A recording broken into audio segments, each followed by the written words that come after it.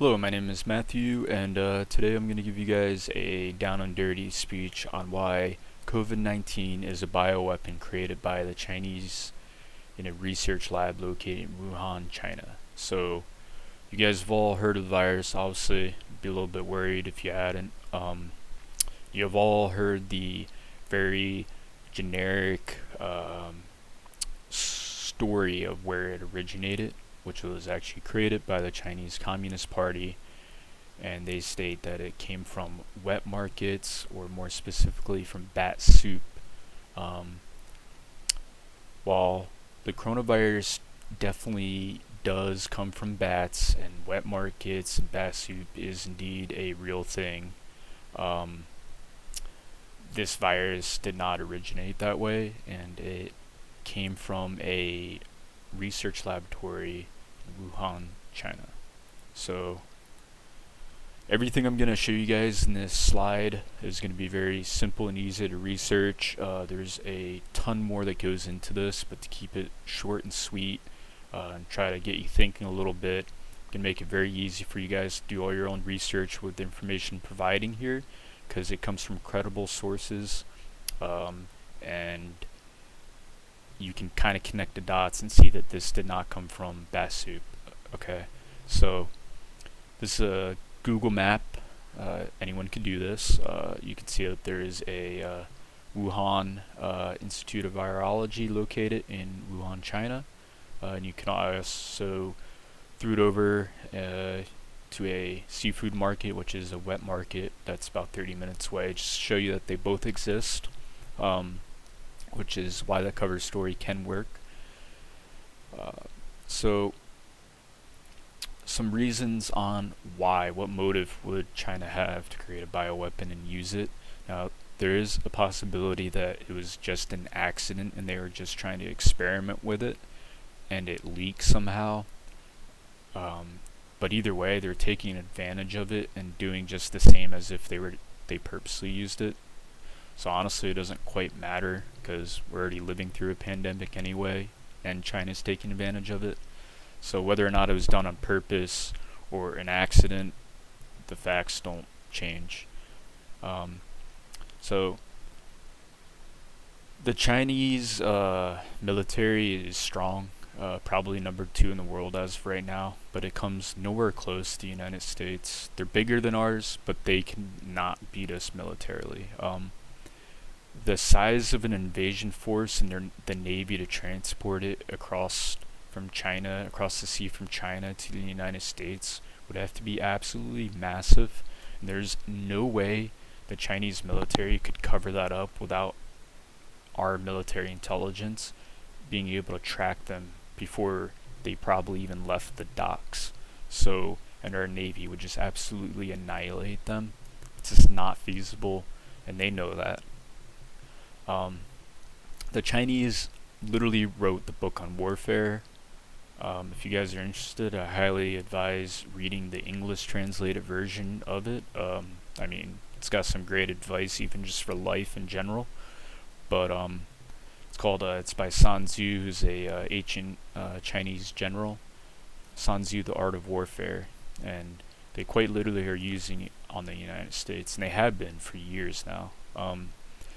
A quote from Sun Tzu here is, "The supreme art of war is to subdue the enemy without fighting." And that's kind of what they're doing right now. So the bioweapon can be used to undermine the United States as global superpower, and they knew that this was going to be a pandemic, so they had time to properly prepare and obtain the amount of resources to make a quicker recovery in their country.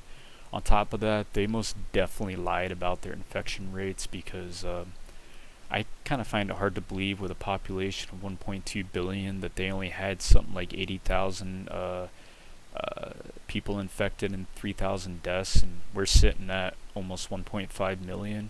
Yeah, sorry, I don't buy it.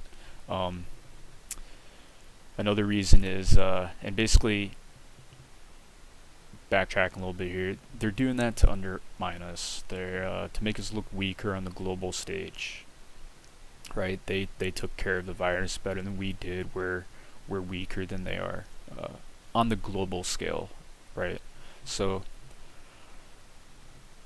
by also causing a pandemic, it crashed global economy, the U.S. economy, and real estate and business around the world, and allows China to buy up real estate and businesses that are going bankrupt. China is currently about to do a multi-billion-dollar deal to buy oil fields located in Texas. Fun. This is not anything new, as you can see here, that China has been doing this for years. They're slowly buying up all the important necessities in the United States: property, food, energy, so on and so forth. Not looking good. So these are a list of people that are in conjunction with creating virus, selling it, or covering it up. This is a Harvard professor that specializes in areas of nanoscience, Dr. Charles. He was arrested for selling the virus to China. Yeah, that's no bullshit. You can look it up right here on justice.gov. Got a lieutenant here from the Chinese military who basically lied on her visa coming here to the United States as a student to get in contact with Dr. Charles to buy the virus, make a deal essentially. She got arrested for lying on her visa. And she works in some pretty secretive areas within the Chinese military. And then you got Zheng here, who entered the United States, and he did all sorts of research and basically got arrested for making fraudulent statements and visa fraud. He quite literally was hiding vials of coronavirus and selling them. So, yeah, I don't know why that's not mainstream media. And like I said, I was going to keep this speech pretty down to earth. Nothing too crazy with the conspiracies. You can really just do your own research and find out how deep the rabbit hole really goes with this. This is just nothing but cold hard facts about what's going on with this and what's China's endgame. So China is one of the most imperialistic nations in the 21st century. Besides maybe in the United States, even though I'd kind of like to deny that, but that's a whole nother story. China is probably one of the greatest threats to our freedoms and personal liberties in our lifetime.